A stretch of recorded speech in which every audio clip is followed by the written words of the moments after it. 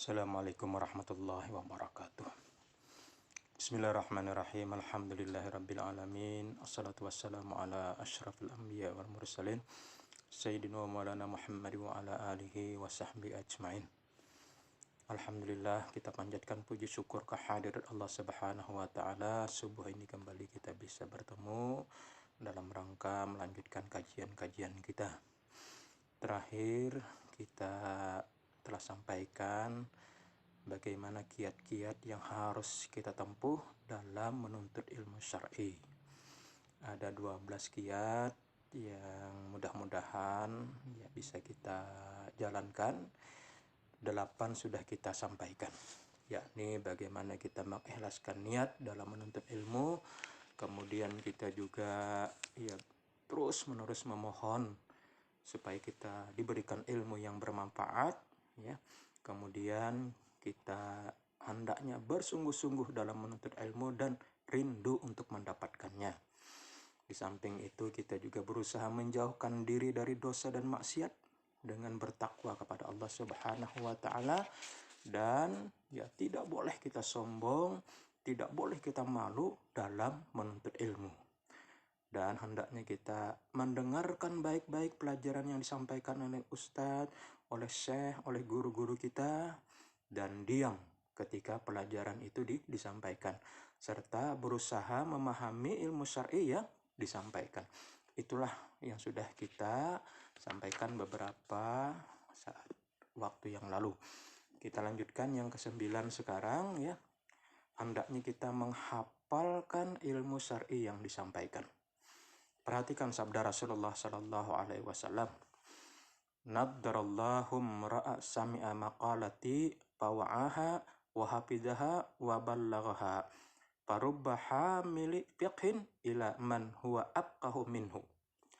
Semoga Allah memberikan cahaya kepada wajah orang yang mendengar perkataanku, kata Rasulullah SAW. Kemudian ia memahaminya, kemudian ia menghafalkannya, dan dilanjutkan menyampaikannya. Banyak orang, kata Rasulullah, yang membawa fikih kepada orang yang lebih paham daripadanya. Hadis sahih riwayat Tirmizi dari Abdullah bin Mas'ud radhiyallahu anhu. Dalam hadis ini Nabi SAW berdoa kepada Allah agar Allah memberikan cahaya pada wajah orang-orang yang mau pertama mendengar apa yang disampaikan Rasulullah, kemudian berusaha memahami, yang ketiga berusaha menghafalnya, dan yang keempat berusaha mengamalkannya, ya. Maka kita pun diperintahkan untuk menghafalkan pelajaran-pelajaran yang bersumber dari Al-Quran dan hadis Nabi Shallallahu Alaihi Wasallam. Jadi ini adalah kiat ke-9. Bagaimana, ya, yang kita dengar, mudah-mudahan kita pahami dan juga kita hafalkan, ya. Itu yang mudah-mudahan bisa kita lakukan. Kemudian yang ke-10, ya.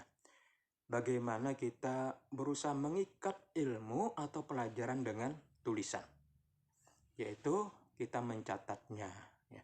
Rasulullah SAW bersabda, ya, qayyidul ilma bil kitab, ya. Ikatlah ilmu itu dengan tulisan, ya. Hadis hasan riwayat Ibnu Abdul Bar, ya, dari Anas bin Malik radhiyallahu an. Jadi kalau kita hadir di kelas atau di kelompok kajian-kajian, di samping kita mendengarkan, ya, berusaha memahami apa yang disampaikan, maka jangan lupa membawa alat-alat tulis, buku, pen, pensil, ya. Untuk apa? Untuk mencatat materi-materi yang kita terima. Dan itulah cara kita mengikat ilmu, ya. Tanpa catatan, ya, mudah sekali ilmu itu hilang, mudah sekali ilmu itu lepas, ya. Jadi dengan diikat, insya Allah dia bertahan, ya. Itu kiat yang ke-10, ya. Kemudian yang ke-11, ya, kita hendaknya berusaha mengamalkan ilmu syar'i yang telah dipelajari. Ini masih terkait dengan kiat yang ke-9 hadis yang kita baca tadi, ya. Jadi ya setelah kita mendengar, memahami, kemudian ya kita hafalkan, juga diperintahkan amalkan ya, apa yang sudah kita pelajari. Rasulullah Shallallahu Alaihi Wasallam telah mewanti-wanti agar kita mengamalkan ilmu yang sudah kita ketahui, yang sudah kita pelajari. Dasarnya adalah sabda Rasulullah Shallallahu Alaihi Wasallam, "Masalul alimil ladzi yu'allimun nasal khair wa yansanabsahu kamasalis siraji yudhi'ulin nasi wa yuhriqu nafsah." Perumpamaan seorang alim yang mengajarkan kebaikan kepada manusia, kemudian ia melupakan dirinya, dalam arti tidak mengamalkan ilmunya, adalah seperti lampu lilin yang menerangi manusia namun membakar dirinya sendiri. Nah, ini harus kita hindari ya. Jadi memang ada orang yang belajar ilmu, kemudian dia menjadi alim, kemudian dia mengajarkan ilmu itu kepada orang lain ya. Tapi ia melupakan dirinya. Ya, dia sekedar dapat ilmu, kemudian mengajarkan ilmu, tapi dia tidak mengamalkan ilmu. Sama artinya melupakan dirinya. Ini diumpamakan oleh Rasulullah seperti lampu lilin yang menerangi orang lain, menerangi manusia-manusia yang lain, namun membakar dirinya sendiri. Maka dari itu, ya, para santri, para siswa sekalian, hendaknya ilmu yang kita pelajari, yang kita kaji, yang kita pahami, kemudian juga kita catat ya, atau kita rekam dan segala macam kita lakukan supaya ilmu ini benar-benar menjadi milik kita ya. Lalu amalkan ilmu tersebut ya, amalkan ya. Jangan sampai kita tidak mengamalkannya. Ibnu Mas'ud radhiyallahu anhu berkata, belajarlah kalian, apabila kalian telah mengetahuinya, maka amalkanlah. Itu yang hendaknya menjadi perhatian kita semua. Asar ini sahih, diriwayatkan oleh Ibnu Abdul Bar, dinukil dari tidak al-ilmi al-amal. Jadi penting sekali apa yang diingatkan oleh Ibnu Mas'ud radhiyallahu anhu ini kepada kita. Belajar dan setelah kita tahu, paham, mengerti, amalkan. Iya. Kemudian yang ke-12 ya, jangan sampai kita juga ya melupakan untuk mendakwahkan, menyampaikan kepada saudara kita, keluarga kita, lingkungan terdekat kita terkait dengan ilmu yang sudah kita pelajari, kita kaji, kita pahami, yang sudah kita amalkan. Mari sampaikan kepada kerabat kita. Rasulullah sallallahu alaihi wasallam bersabda, "Man da'a ila hudan kana lahu minal ajri mithlu ujuri man tabi'ahu la yanqusu dzalika min ujurihim syai'a." Barang siapa mengajak manusia kepada petunjuk, maka baginya pahala seperti pahala orang yang mengikutinya, tanpa mengurangi pahala mereka sedikit pun. Betapa luar biasanya ya manfaat apabila ilmu yang kita miliki, yang kita pelajari, kita kaji, kita pahami, yang kita amalkan, lalu kita sampaikan, maka orang yang menerima ilmu yang kita sampaikan, lalu dia dapat hidayah, dapat petunjuk dengan ilmu itu, maka pahala yang dia dapatkan, kita juga akan mendapatkannya. Sama seperti pahala yang mereka dapatkan dan tidak dikurangi sedikit pun. Itulah kelebihan orang yang mendakwahkan ilmu, menyampaikan ilmu. Sehingga ilmu itu benar-benar menjadi ilmu yang bermanfaat. Rasulullah melanjutkan lagi sabda beliau ya, "Man dalla ala khairin falahu mislu ajri fa'ilih."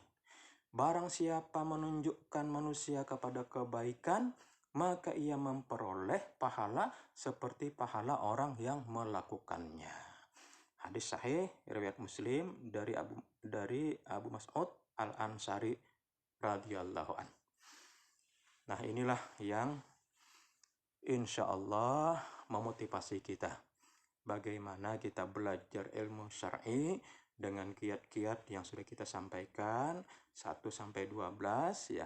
Mudah-mudahan ya kita memang mempelajarinya dengan niat yang ikhlas, yang murni, tulus, semata-mata ingin mendapatkan atau mengharapkan wajah Allah Subhanahu wa taala. Dan ilmu ini manakala sudah kita dapatkan, kita pahami, kita amalkan, mari kita dakwahkan ya. Dakwahkan tentu ya ada beberapa yang harus kita perhatikan ya bagi kita para penuntut ilmunya. Hendaknya apabila dakwah mengajak manusia ke jalan Allah Ta'ala, ini harus kita yakini, kita pahami kedudukannya sangat mulia dan utama ya bagi setiap kita. Maka ya hendaknya benar-benar dijalankan dengan sebaik mungkin. Dan ya sempurnanya dakwah ya harus dicapai sampai batas usaha yang maksimal ya. Jadi maksimal di sini tentu saja kita ya para dai, para mubalik, juga para ustadz wajib menuntut ilmu syar'i dengan sebaik mungkin ya, belajar Al-Quran dan As-Sunnah menurut pemahaman salafus saleh, bagaimana mereka menyampaikan kebenaran kepada umat ya. Itulah ya hendaknya kita tiru sedemikian rupa. Dan belajarnya pun ya kalau bisa ya benar-benar ya mungkin 1-2 jam setiap hari, bahkan lebih dari itu ya, supaya ilmu ini ya benar-benar kita dapatkan. Itulah yang ditekankan, dan mudah-mudahan kiat-kiat ini membuahkan manfaat buat kita untuk kita mendapatkan ilmu yang sebenar-benarnya. Demikian, insya Allah nanti kita akan kembali melanjutkan ya bahwa ilmu yang paling utama adalah ilmu tauhid. Dia adalah semulia-mulia amalan setiap muslim ya. Jadi itulah nanti yang kita akan kaji bersama-sama. Subhanakallahumma wa bihamdik asyhadu an la ilaha illa anta astaghfiruka wa atubu ilaik. Assalamualaikum warahmatullahi wabarakatuh.